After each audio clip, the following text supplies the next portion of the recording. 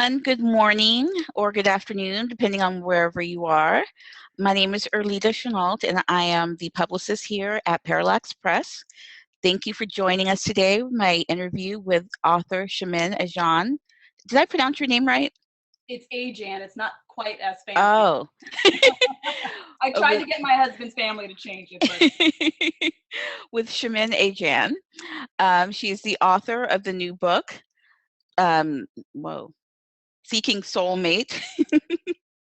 And she's joining us here for an interview. Chamin is a licensed clinical social worker, and she has been in private practice since 2004 and has degrees from UC Berkeley and from Columbia University. She lives in Brooklyn, New York, with her husband and 2 kids, including a new baby boy. yes. And again, she's the author of Seeking Soulmate, Ditch the Dating Game and Find Real Connection. Welcome, Chamin. Hi, you look beautiful, Erlita. Oh, back at you. Now we've done our love fest. Let's talk a little bit about, let's start with your practice. You Okay. mentioned in the book that you initially didn't have a focus so much on dating when you first started out. What changed? So, when I first started out, I was getting my footing, and I just had a general practice, seeing people with depression and anxiety, some bipolar disorder, some PTSD, survivors of sexual abuse. But the thing that I started to notice happening, no matter who came to me, was that it really all came down to love. And Hmm. didn't matter if you were single or if you were married or divorced. Love is this overarching theme: lack of love, desire to be loved, loving too much, the search for love. And especially among my single clients, this pursuit of a partner just kept coming up over and over and over again. It was something that I found was necessary to take a look at. So in your book, you use both cognitive behavior therapy and mindfulness. Can you Mhm. explain what those two concepts are? Yeah. So mindfulness is really about learning to be in the present moment, be in the here and now, and uh, do so in a way where you're interacting with your environment, and not trying to change it or control it or manipulate it. Um, and doing so non-judgmentally. So really kind of Mhm. observing what's happening around you, being in the moment, and letting go of that need to do Mm. something about it, or even be reactive to a situation. So many of us are on autopilot. It's just kind of the way of the world. We've got smartphones, we're distracted, we're multitasking all the time, and we're not focused on what's happening in the here and the now. Mindfulness teaches us to tap into what's happening in the present moment so that you're not on autopilot and not just reacting to situations. You actually have the opportunity to respond to a situation, take time to pay attention to what's happening, and then make a choice. So it gives you the opportunity to choose how you're interacting with your environment. And then CBT, I learned about CBT in graduate school. It's kind of the Uh-huh. model that I felt most comfortable to, that made the most sense to me. And in simple terms, CBT is all about the relationship between thoughts, feelings, Mm. and behaviors. Thoughts affect the way you feel. Feelings affect the way that you behave. Behaviors affect the way that you think. If you look at the triangle on the screen, you'll see that they're all interconnected, right? You can't Mm. go from one point on the triangle um, and not affect the other 2 points on the triangle. You can't directly change a feeling. You can't just say, "Oh, I'm not going to be jealous of Beyonce's Yeah. fabulous body or life." But you can change the way that you're thinking about a situation, and you can change the way you're behaving, and that can indirectly um, have an effect on the way that you're feeling. So how does this translate to dating specifically? Like, what is mindful dating?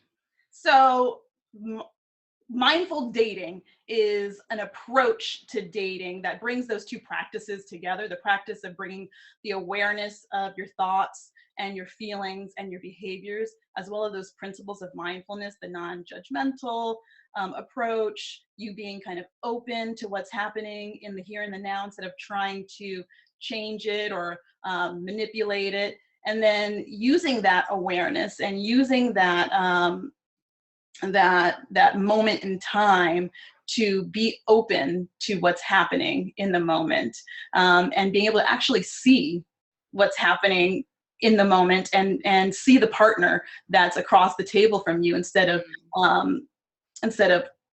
paying attention to what you think he wants from you, or how he's perceiving you, or those negative thoughts that you're having about yourself, that kind of take you out of the moment. It allows you to then genuinely connect with somebody because you're there with them having a true interaction. So, in your experience, what are some common ways that people undermine these first dates or these relationships? There's so many. And it happens because dating it's a tough thing, right? You are vulnerable. You're putting yourself in this situation to be rejected. And what's worse than being rejected, or the fear of being rejected? But I think one of the more common ways that I see people sabotaging that first date is by going into the date and approaching it from a place of wanting that relationship to make them whole. So looking for this date that they're going on to be the answer to this void that they have in their lives. And there's so much writing on the date when you do it that way. And you can't go into dating looking for someone else to complete you. That Jerry Maguire line where he says, "You complete me." It's yes, really romantic and sweet, and it's one of those great. That sort of messes with your head, doesn't it? It messes with your head. It's not true, right? Nobody can complete you. You complete yourself. And so if you're not whole on your own, and you're going into a date looking for someone to fill a void or to complete you, then you're already losing. You're already on the path to dating distress. Dating distress being anxiety, rejection, feeling like you're a failure. There is no failing in dating, right? You date, you meet somebody. If you connect, that's great. If not, then you move on to the next one. And that really needs to be kind of the approach that you have. But if everything is riding on that date, then what you're going to do is you're going to feel like you failed, like you lost. It becomes a game for you, right? Where there's a winner and there's a loser. And dating, it's not a game. It's about an interaction. It's about seeing if there's a connection. And then if there is, then moving on from that place. And if not, letting it go and trying again. And what about dating fatigue? You talk a little bit about that in the book as well. Yeah, that sounds awful, right? Yes. So I think everybody who's dated has experienced dating fatigue on some level, right? And it's just what it sounds like. It's, you're sick and you're tired of dating. Basically, it's dating burnout. And you're just frustrated. You're overwhelmed by the process. You don't want to be on online dating anymore. You feel that pressure of having the perfect profile. Everything is, riding on this date that you have going on. You have to make the perfect first impression. It's just all too much for you. And you're starting to feel like you don't want to be bothered with dating at all. And a lot of times people recommend that when you're feeling that dating fatigue, that you take a break from dating. And I think there's some value in that. But if you're not taking time to investigate, the underlying issues that are causing the dating fatigue, then you're bound to end up in that cycle all over again. So I have to ask you this because my guilty pleasure is The Bachelor or The Bachelorette. It might be a big question, but where do they go wrong? Yeah. So most of them end up, engage for a few months and then they break up? I think they go wrong by thinking they're going to find love on television.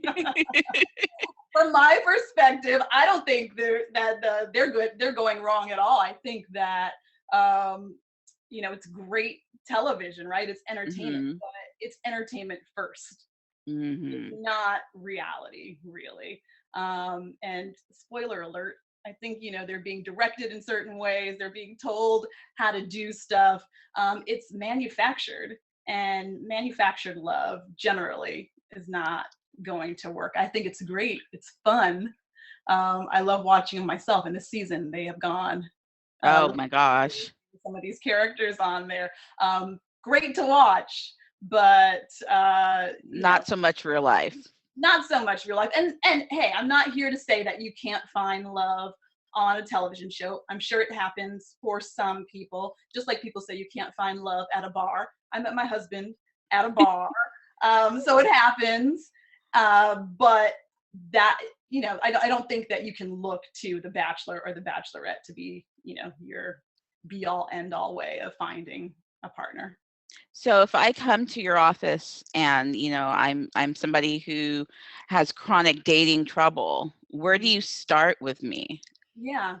So first, I start by asking you what is plaguing you so much about dating, and get a Mhm. sense of what it is in particular that they're having difficulty with. Is it finding people to date? Is it that they have so much anxiety when they're on the date that they have difficulty connecting?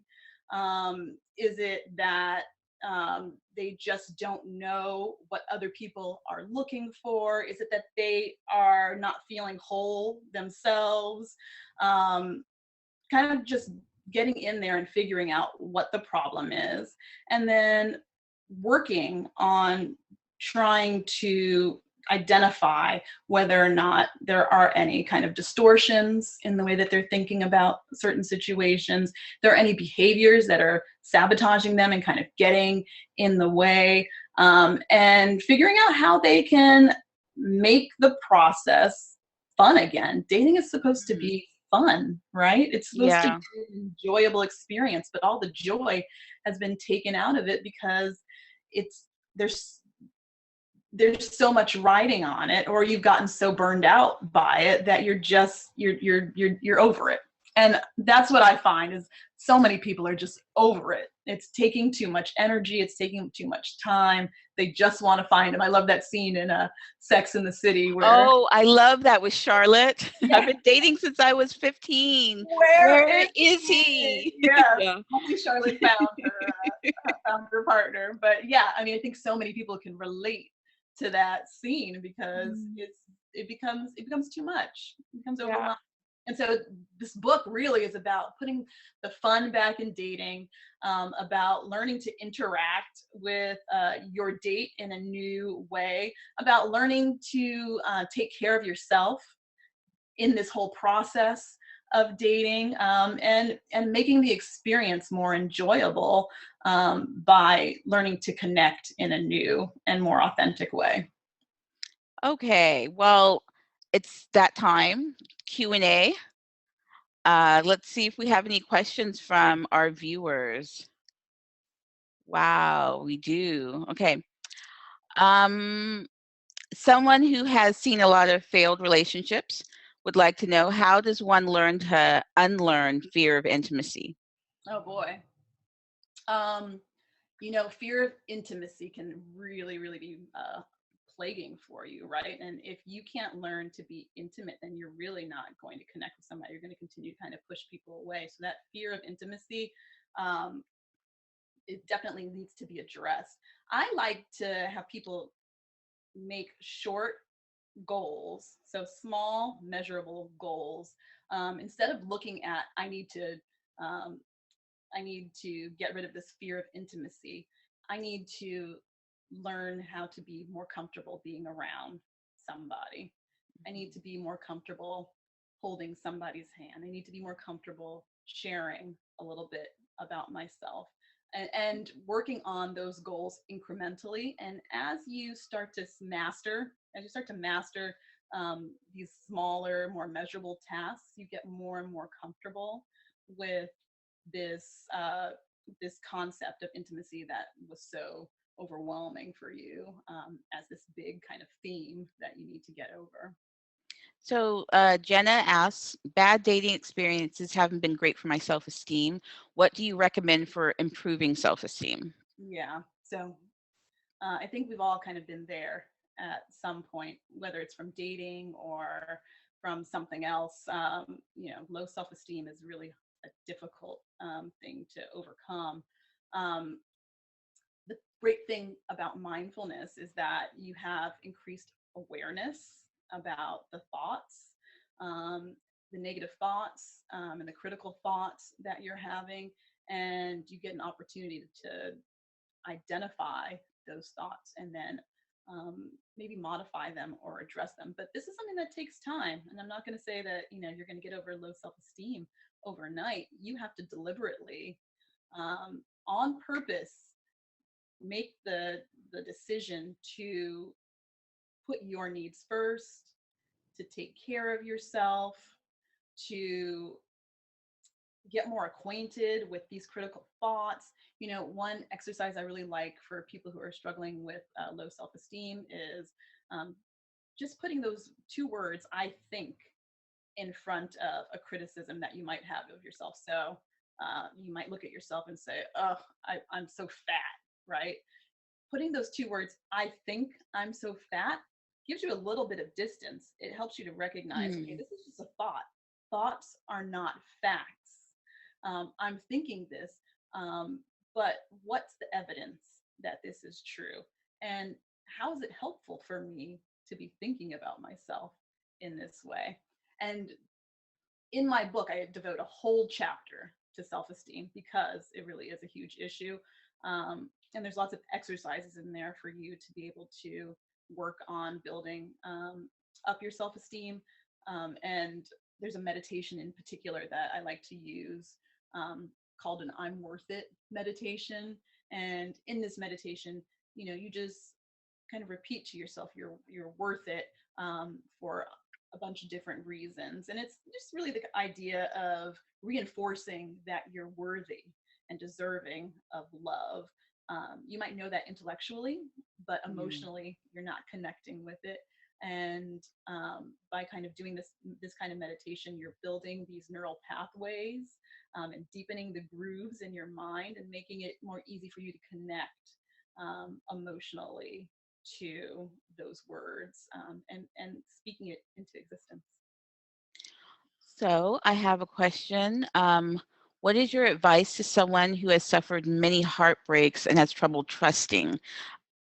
That's Yeah, that's a hard one. that's a really hard one. I think, um, one of the more important things you can start to do is practice a little bit of self-compassion, and have some understanding for yourself.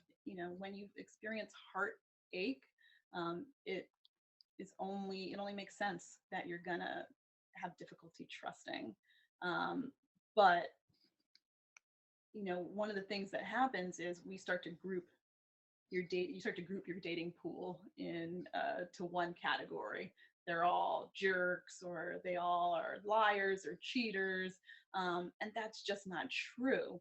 um, that might be true for the people that you have been dating, but then let's look at that. Let's see, why that is that you keep finding yourself in the same kind of relationship where you're getting hurt, in the same kind of way, and take the power back, take the control back.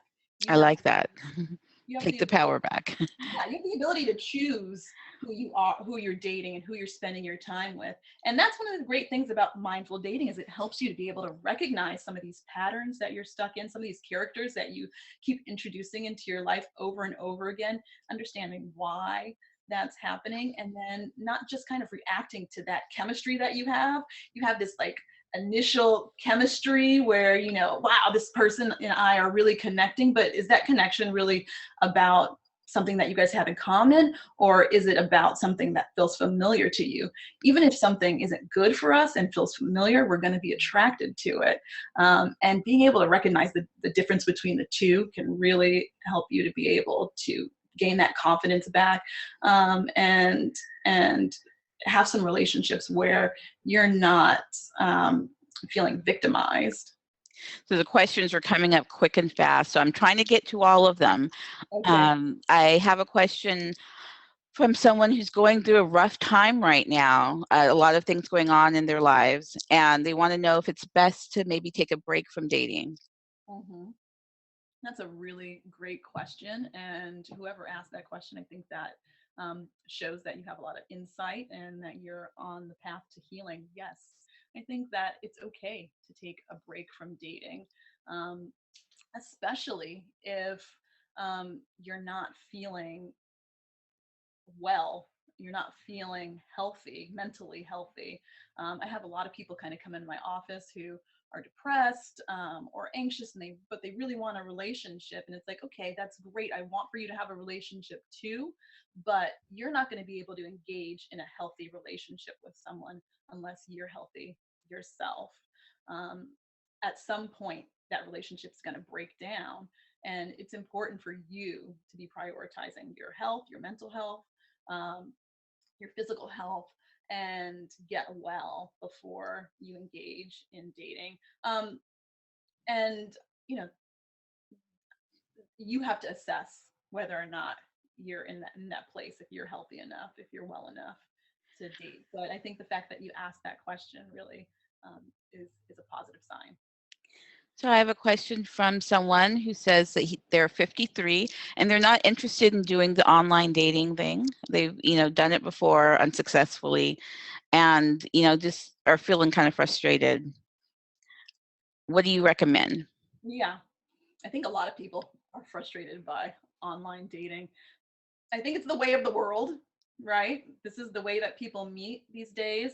And I, would encourage you to maybe still stay on online dating, but not use it as your main source of finding a dating, just kind of keeping your options open. But if you want to take a break from online dating, then I think that's completely valid also. You want to enlist the people that you have in your life. You want to Mm-hmm. talk to your friends. You want to talk to your coworkers. You want to talk to the guy at the bodega who Mm-hmm. knows you because you order the same kind of coffee and you guys have conversations in the morning. You want to talk to the people that you have in your life, and see if there's any connections that can be made that way. And then you want to be open to those opportunities throughout the day that you might have to connect with people. And that's not to say that, you're going out there thirsty looking for somebody around every corner. You're just open to the opportunity to interact with somebody and see if there's a genuine connection. And that, I think, happens more often than we're aware of, but because we're so stuck on automatic pilot and kind of trying to go from one place to another, we miss out on those opportunities. Kind of slowing down, paying attention to what's happening Yeah. around you, um, finding um, these moments or activities of interest where there are other people that you can interact with, and seeing if you're connecting with them. And kind of being kind to yourself throughout the process, because it is going to take a little bit more effort than online dating. So I have a cute question here. Someone wants to know if the guy should always pay for everything on the first date. I think that whatever works for you works for you. If you're the kind of woman who wants to take charge and wants to pay half, then you discuss that with your date. But I do think for a lot of relationships, yeah, you're looking for a certain kind of, if you're looking for a certain kind of dynamic, then yeah, the guy can pay for the date. I like the guy to pay for the date. I always had the guy pay for the I still have the guy pay for the date, and we're married, so that's what works for me. You're gonna find some guys who want to go half and half. Now, if that doesn't work for you, that needs to be a conversation that you have with that person also. But know what it is that you want, and be able to talk to that person about it. And if they're not down for that, then that's a sign that maybe this connection isn't going to work. We have time for a few more questions.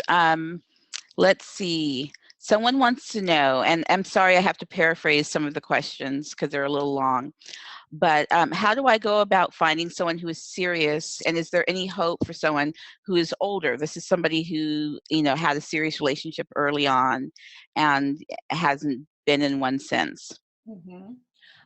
So how do you go about finding someone who's serious? I think Yeah, and what hope is there for us older ladies past our 20s and mid 30s? I'm approaching 40 in 2 months. So I think there's a lot of hope. I think that there are more people in their 30s, 40s, 50s, 60s in the dating pool than you're even aware of. Lots of people are, getting divorced or separating for people that they had long-term relationships with. Others maybe were mothers, single parents for a really long time, and the kids are out of the house and they're ready to kind of get back out there. I think there are a lot of people who are looking for love later on in life and who are serious about it.